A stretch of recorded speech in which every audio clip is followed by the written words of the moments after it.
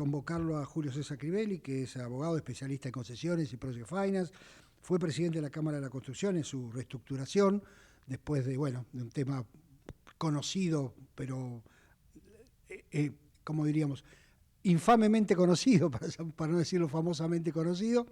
Tiene varios libros publicados sobre estos temas, el último es Inversión Privada en el Sector Público, y además es presidente de la Asociación de Amigos de Bellas Artes, así que reúne un amplio espectro, diría el antibiótico. Julio Enrique, buenas noches, ¿cómo te va?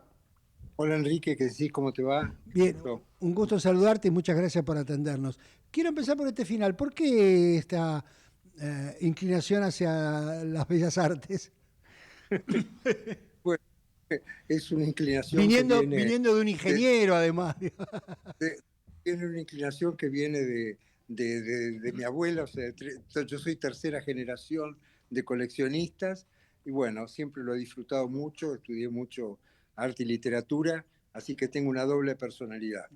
Este, y bueno, el museo es una pasión y hace 15 años que Nelly Arrieta de Blaquier se fue de la presidencia, tenía 80 años y yo tenía una hipoteca y me ejecutó la hipoteca. Así que ahí estoy.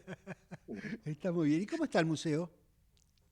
Bueno, el museo está bien, el museo está bien, está muy bien, el museo tiene una gran colección, eh, está funcionando bien. Ahora estamos cobrando un pase voluntario, o sea, no es una entrada, pero un 45% de la estadística que tenemos en los digamos, en los primeros 6 meses de funcionamiento del sistema es que un 45% de la gente voluntariamente pone plata. Así que, bueno, es una contribución adicional que tenemos. Antes teníamos los socios, los sponsors, en fin, la asociación tiene muchos modos de recaudar dinero. Eh, el año pasado, el ejercicio pasado, le dimos casi $400.000 al museo y este año esperamos darle mucho más con esta recaudación voluntaria que realmente nos ha sorprendido, ¿no es cierto? La buena voluntad de la gente. Ya vamos a los temas que nos convocaron, pero te hago una más en el arte, porque Sí, yo que soy un cero al as, pero cero al as es poco, o es un elogio. Lo que veo es, desde el punto de vista económico, que el mercado del arte ha visto una inflación importante, por lo menos en lo que sale en los diarios, no sé si esto, o en los medios, no sé si es generalizado. ¿Se hace difícil para un país como la Argentina mantener un museo con calidad pictórica, teniendo en cuenta bueno, que no tienen los mismos recursos, imagino yo, que tendrán los grandes museos del mundo, ¿no? muy difícil, muy difícil. El presupuesto del museo es tradicionalmente, no con este gobierno, tradicionalmente muy bajo, completamente desproporcionado respecto al valor de la colección. La colección que está exhibida, evaluada por Sotheby's, vale 1.530 millones de dólares. Y bueno, el presupuesto del museo, normalmente las asociaciones de amigos a los museos les dan entre el 8 y el 12% de su presupuesto. Nosotros le damos casi el 30%, pero eso no es porque nosotros somos unos héroes, es porque el presupuesto del museo es muy bajo. Claro. Realmente, digamos, la cultura en Argentina ha sufrido muchísimo los últimos años y nada ha cambiado, sí, igual. Digamos. Bueno, en otro momento volvemos a hablar del tema porque me sigue intrigado por qué no cobran entrada directamente, pero como pasa en los museos a los que uno va habitualmente. Pero bueno, lo Sí, dejamos para otro momento. Julio, bueno, te llevo al tema que nos convocaba porque, bueno, vos sos un experto en estos temas. Ustedes han hecho, ahí la Cámara de la Construcción ha hecho un trabajo respecto de la infraestructura bueno, que no se ha renovado en la Argentina, ni siquiera se ha podido cubrir el mantenimiento y es un déficit fenomenal que uno lo vive todos los días, porque lo ves desde que te caes de una autopista y vas a las rutas normales, hasta el hecho de que bueno, la congestión en los puertos, que los trenes de carga no funcionan, o los cortes de electricidad, digamos, ¿no? Así que contame un poquito los datos de la foto, si podés. bueno, algunos datos. Mira, eh, de acuerdo a la literatura normal que existe sobre el tema infraestructura, el mantenimiento de la infraestructura le cuesta a los países normalmente un 3,2% del PBI. Este es un valor estadístico, pero digamos, resiste análisis porque uniforme casi en todo Occidente. Argentina en los últimos 10 años ha invertido un 1,8 del PBI, con lo cual nuestra infraestructura se ha degradado. Y cuando vos hablas de degradación de infraestructura, hablas de una pérdida de capital que ya no se mide en decenas de miles, se mide en centenas, ¿no es cierto? Entonces, la realidad es que tenemos una infraestructura muy degradada y durante esta administración, la administración anterior fue también inversión muy, muy baja, pero esta administración, el ejercicio pasado y el presupuesto actual tienen un 0,6% del PBI. O sea que realmente no alcanzamos ni a mantener la infraestructura existente. Lo más evidente y lo que la gente ve más rápido son los caminos, que además te cobran intereses ya, ahora, porque el costo de la logística empieza a aumentar. No es lo mismo andar con un camión a 40 kilómetros por hora cuidándote de no agarrar un pozo que andar con el camión a velocidades normales. O sea que eso impacta en el costo de los fletes y de la logística, pero también tenés la infraestructura eléctrica al límite, tenés los dragados, el dragado del río Salado, que todavía ni siquiera está terminado. El estado del dragado de la hidrovía es toda una cosa dudosa, donde el contrato está en ciernes. En fin, realmente el estado de nuestra infraestructura es malo, ¿no es cierto? Y para tener una idea, el deterioro de la infraestructura va siempre en una progresión que no es aritmética, es geométrica, porque para poner el ejemplo es como una casa. En la casa lo primero que se te estropea es la membrana asfáltica que está en el techo, pero después se te empieza a romper el yeso, se te empieza a romper el hormigón, todo eso es cada vez progresivamente más caro. En un camino es igual, lo primero que se estropea es la capa asfáltica, pero después sigue el terraplén, igual. Realmente estamos llegando a niveles hay tres etapas. Vos podés hacer mantenimiento preventivo, que es el 3,2 que te decía al principio. Si dejás las cosas que pasen, pasás ya al mantenimiento correctivo, que es mucho más caro. Y si seguís, llegás al nivel de reconstrucción, donde las inversiones son muy, muy fuertes, ¿no es cierto? Eh, para que tengas idea de un poquito más de números, eh, o sea, nosotros para crecer en este momento, digamos, para reponer la infraestructura, nosotros necesitaríamos 5 puntos del PBI para reponer la que tenemos. Eh, y, y para crecer, para que Argentina crezca, incorporando infraestructura estratégica nueva, debería llegar al 8 o 9% del Producto Bruto, lo cual hoy día es imposible, ¿no es cierto? Pero nos hemos dejado venir la noche encima. Esto Sí, no es vos sabés responsabilidad que de esta administración, esto el, viene hace un montón de claro, años. el otro día, bueno, hace un par de meses, bueno, no me gusta contar cuestiones personales, pero tiene que ver con esto, no es una cuestión personal. Yo vivo bueno, en la zona de Bellavista, entonces Sí. vengo al centro casi todos los días. Entonces, bueno, trato de no venir en rush hour porque tengo la comodidad de poder acomodar mis horarios, salvo, bueno, algún día que no tengo más remedio.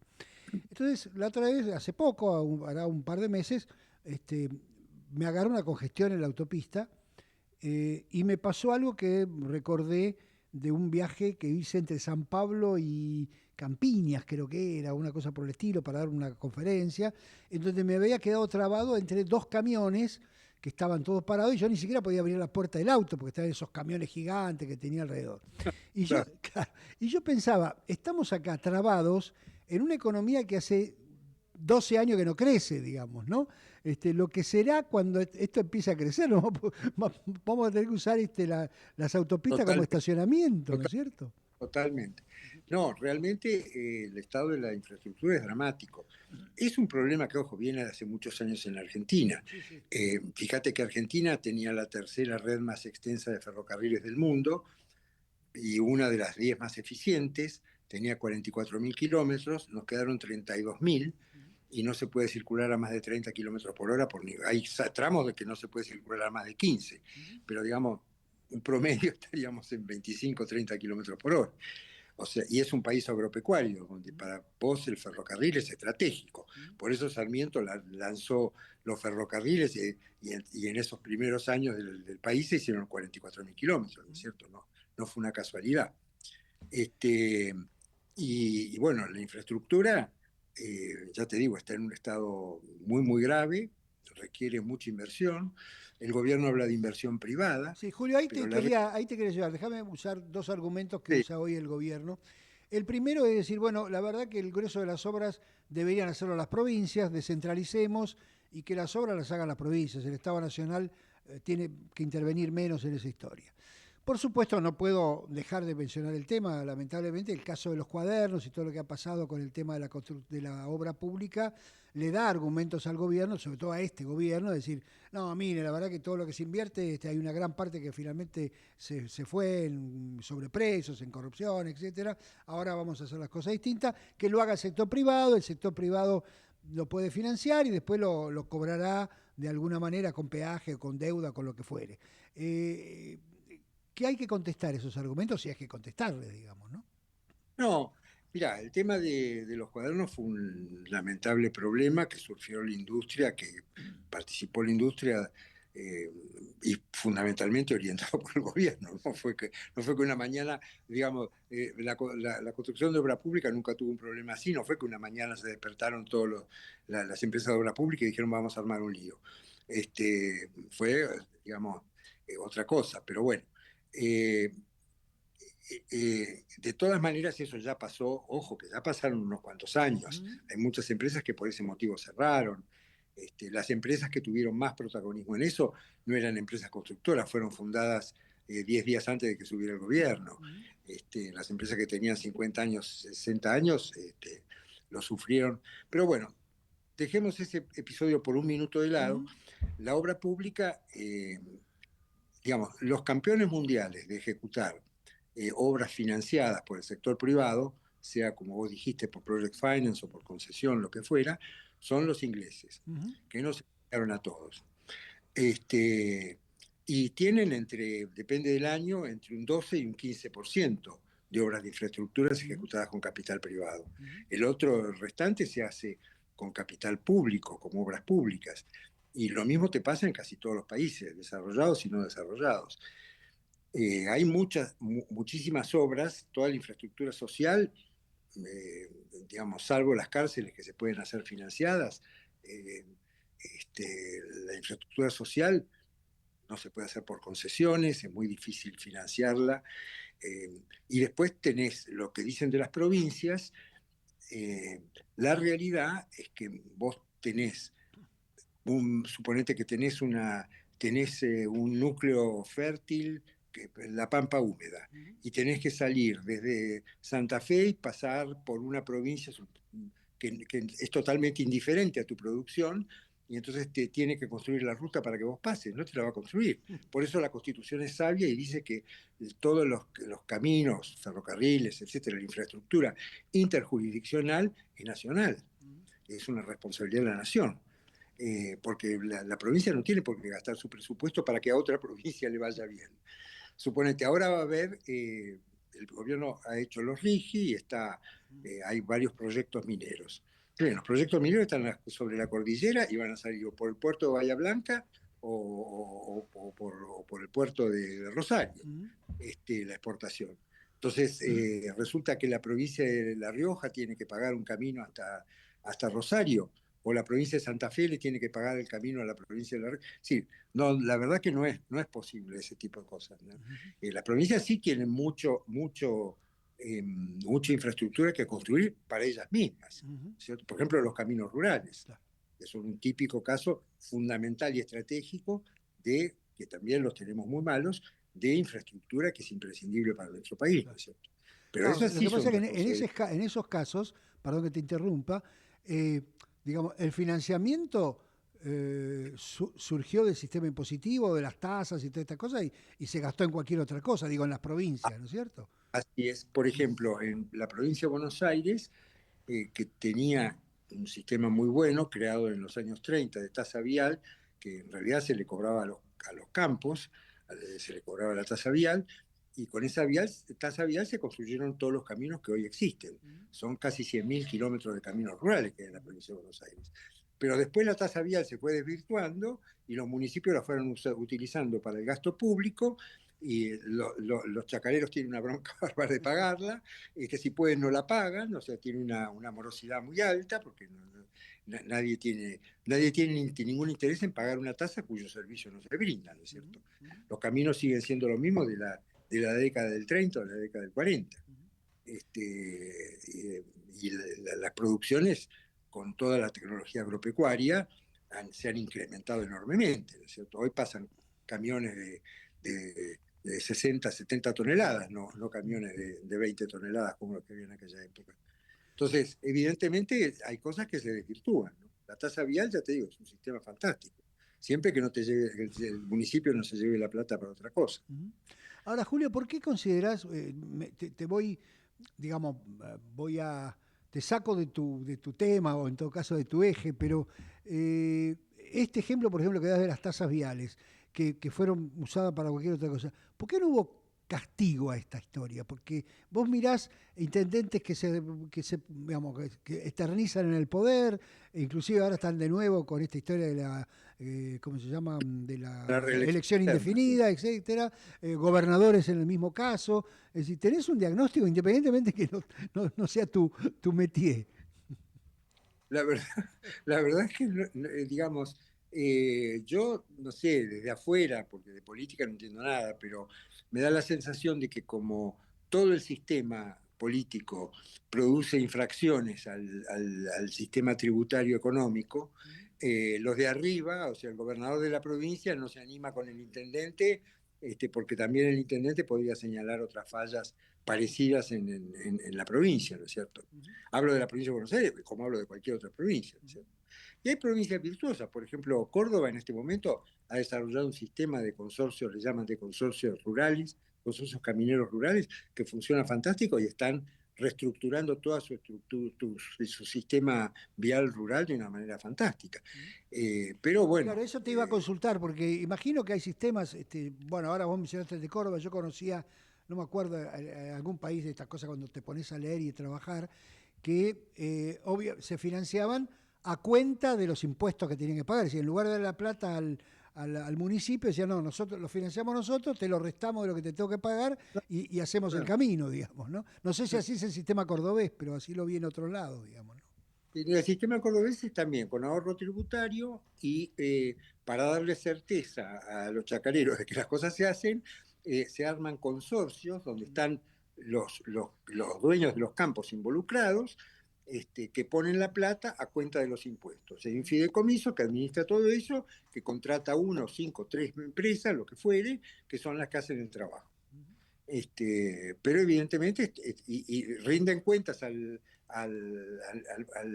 municipio, perdón, rinden cuentas a la provincia y descuentan de los impuestos, descuentan la inversión que han hecho, ¿no es cierto? Tiene también límites de inversión, en fin, está muy bien estudiado. Julio, Este, no sé si han tenido contacto, digo, me refiero a la Cámara y a aquellos que son expertos, como en tu caso, independientemente que hoy no seas la cara visible de la Cámara, ni mucho menos, pero digo, han tenido contacto con las autoridades nacionales, que hay alguien de infraestructura, no me acuerdo, ni siquiera es el nombre, es una ignorancia personal, o no hay ningún contacto entre el gobierno y el sector. no, no, hay contacto, digamos, frecuente. Eh, el secretario de Obras Públicas se llama Luis Jovine, es un ingeniero cordobés con buena experiencia, pero no hay presupuesto. Entonces, las obras están paralizadas. Hay muchas obras paralizadas, muchas obras sin mantenimiento. Eh, la estructura, digamos, se ha repetido la estructura de la época de Menem, que fue exitosa, o sea, la Secretaría de Obras Públicas está dentro de la órbita del Ministerio de Obras Públicas, está bien, es una estructura que puede ser también independiente, como Ministerio de Infraestructura, como ha sido, pero el tema presupuestario es muy bravo. Julio, O no sea, sé si, digamos, alguna vez lo hemos charlado y en algún momento ustedes hicieron un trabajo importante. Otra vez, claro, cuando vos mirás, vos dijiste 3% estoy redondeando, ¿no? 3% de gasto de mantenimiento y el presupuesto es 0,6, digamos. Es Sí, decir, primero hay que subir el presupuesto, pero además de subir el presupuesto, imagino que habrá que fijar prioridades. Si hoy te llama, a lo mejor ya lo hicieron, digamos, pero si hoy te llama el ministro de Economía, que está a cargo de todo el área, y te dice, bueno, mire, puedo subir un poquito, pero no puedo subir mucho más por ahora. ¿Qué hago primero? ¿Hay alguna lista de prioridades que han elaborado? sí. Sí, nosotros hicimos hace muchos años ya, hace 20 años, hicimos un departamento de estudios estratégicos en la Cámara, de infraestructura estratégica en la Cámara, inspirándonos básicamente en la capacidad de las obras de infraestructura de generar negocios privados asociados. El ejemplo más típico es la Panamericana. En la época de Menem se hizo la Panamericana, inversión 430 millones de dólares, está bien, vos me dirás eran dólares en esa época, son más dólares ahora, de acuerdo, ponerle que sean 800 para ser un exagerado, inversión 400 millones de dólares. ¿Qué generó la Panamericana? Generó, donde había colinas de pasto, a los dos costados de la Panamericana, dos ciudades lineales, donde hay desde kioscos de cigarrillos hasta multinacionales, que llegan hasta Pilar. La tierra vale un montón, ves unos edificios de 25 pisos con Cartenwall, de empresas importantísimas, y ves también comercio pequeño, ves de todo. Puestos de trabajo, de cientos de miles de puestos de trabajo. Entonces, la infraestructura estratégica es esa, la que genera otros negocios. También puede ser la que le sirve a la minería o la que le sirve al petróleo, en fin. Entonces, se hizo en la Cámara un inventario de proyectos que tienen enorme eh, repercusión en el resto de la economía. Después de eso, nos juntamos con los 6, con los otros 5, porque en rigor de verdad nosotros como constructores no sabemos a dónde están los negocios. Entonces hicimos un consejo con los otros 5 para revisar este inventario de proyectos que habíamos hecho nosotros y para eventualmente completarlo con otros proyectos. Y entonces sí, a través de la industria nos dijo, los rurales nos dijeron, el comercio nos dice, y con esa información fuimos armando un sistema jerarquizado, un sistema donde tenés, digamos, varias formas de entrar, pero que prioriza las inversiones, ¿no es cierto? O sea que existe Eso vos sabés que en la época de Menem habían hecho algo que era el VAPIN, que teóricamente eso lo hizo Vittorio Orsi, que teóricamente tenía que hacer este trabajo. Bueno, no lo hizo nunca el Estado, o sea que el VAPIN quedó como una institución que está por ahí colgando, y lo que nosotros hicimos es, en el sector privado, lo que debería haber hecho el VAPIN, ¿no es cierto?